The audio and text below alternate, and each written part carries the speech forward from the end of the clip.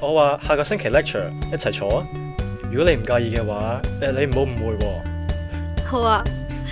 我話你知唔知佢哋下星期 London 有 show 啊？我哋好好地做朋友唔好咩？朋友？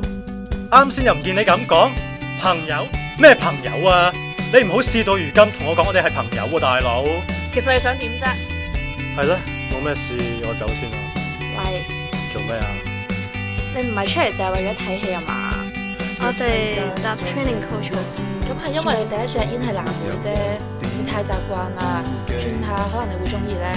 可能啦，但係我都係唔想。我都唔知道。你係咪仲中意佢啊？唔係，我都唔知啊。可能心入邊有少少期待同佢有發展。你講完未啊？你講完就唔好煩我啦，唔該你。你由得我一個好冇啊？可否今次放棄上班？可否今次與我去玩？可否今次你要放膽？